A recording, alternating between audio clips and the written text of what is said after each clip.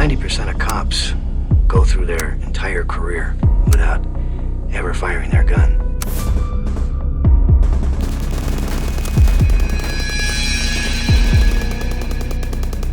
You've done something that no one in America has ever done before. Danger's all around us.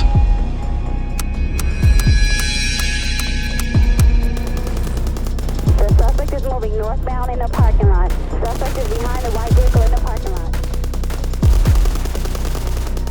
Hello, and welcome to this video, where we will be exploring the intense and shocking event known as the Heist and Battle of North Hollywood. On February 28, 1997, two experienced bank robbers seized a North Hollywood bank wearing extensive body armor and carrying high-grade weapons. Two suspects inside, possible AK-47s, are wearing ski masks and dark clothing. A police officer happened to witness the robbers' entrance and quickly surrounded them with backup. But instead of barricading themselves inside, the robbers emerged and engaged in a 44-minute gunfight with police. Fired automatic fire. Shots are being fired from AK-47. There is an officer down. More than 1,000 rounds were fired, turning the surrounding North Hollywood streets into a battleground. The two individuals responsible for the North Hollywood shooting became acquainted at a Gold's Gym in Venice Beach, California.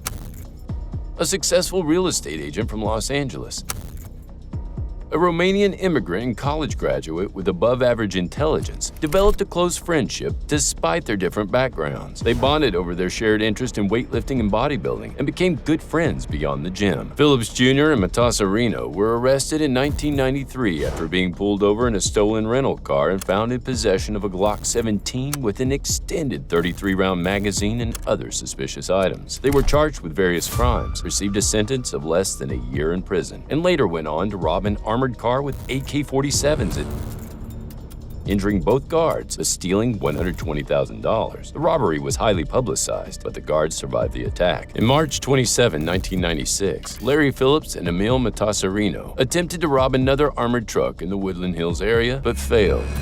They stalked the truck and opened fire after it stopped, but the driver managed to get away. Phillips and Matasareanu briefly pursued the vehicle before fleeing the scene and burning their own vehicle. However, only 2 months later, they successfully robbed a bank by kicking open the doors, firing warning shots, and stealing nearly $750,000 in less than 6 minutes. They successfully hit their second target just 29 days later. Phillips and Matasareanu robbed a Bank of America branch in Winnetka on May 31st, stealing almost $800,000, adding to their previous heist of $750,000 just a month earlier. The FBI and local police were on high alert, and a joint operation was launched to catch the high-incident bandits. Phillips and Matasareanu planned to upgrade their arsenal and focused on their biggest score yet, targeting Bank of America Branch 384 in North Hollywood. This branch was strategically located, with easy access to freeways and side streets, making it the perfect target for the heist.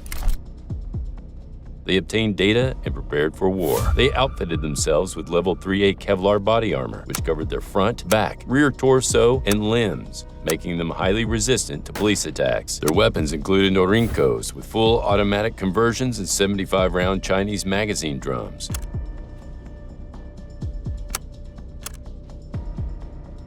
They loaded several thousand rounds of spare ammunition in the trunk of their 1987 white Chevrolet Celebrity. Both men knew that they had burned bridges in their previous robberies, and after being arrested once, they were aware that they faced life imprisonment. Although they did not say it aloud, they were likely worried that the other person would cooperate with the authorities in exchange for a lighter sentence. Therefore, they knew that any encounter with law enforcement could only end one way. On the day of the robbery, each man took an unknown amount of phenobarbital, a central nervous system depressant, to gain control over the situation. Larry Phillips and Emil Matasareanu dressed their nerves and drove to the bank. They arrived at 9:17 a.m. and entered branch 384. Everybody down! Firing rounds into the ceiling while declaring a holdup. LAPD patrol officer Martin Perello was on routine patrol and saw the heavily armed gunmen entering the bank. He began to fire at them as they shot at the bulletproof door, which was only designed to withstand small caliber ammunition. After a few shots from their modified Norinkos, the door opened and the men forced the tellers to fill their bags with money from the vault. However, they were disappointed to find much less money than they had anticipated, which caused them to break down, and they continued firing their weapons out of rage. They even destroyed the rest of the money in the vault by emptying a 75-round drum magazine. In total, the tellers only filled their bags with $300 and $3,000. Meanwhile, LAPD officers arrived outside the bank, and Phillips and Matasareanu realized the police were waiting for them. The sound of sirens from the approaching police prompted the men to flee, but their bags of money contained dye packets that rendered the bills worthless. The officers outside were coordinating what they thought would be a barricade situation until Larry Phillips stormed out of the North ATM lobby entrance, spraying rounds at officers with his Norrington, immediately wounding 7 officers and 3 civilians. From 200 feet away, returned fire at the robbers, but his 9mm had little effect on the heavily armed gunman LAPD officer James Suburban.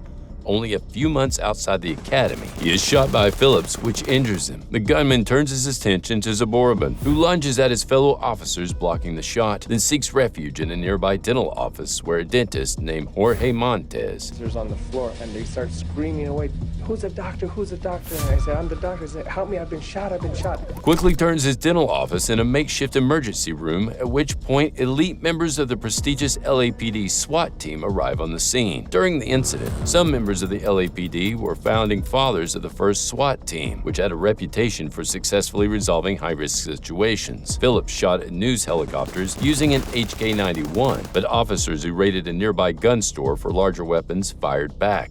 We heard the police were up against perpetrators with body armor, which their normal weapons could not penetrate, and that they needed instant firepower. Wearing heavy body armor, so you don't knock them down at all.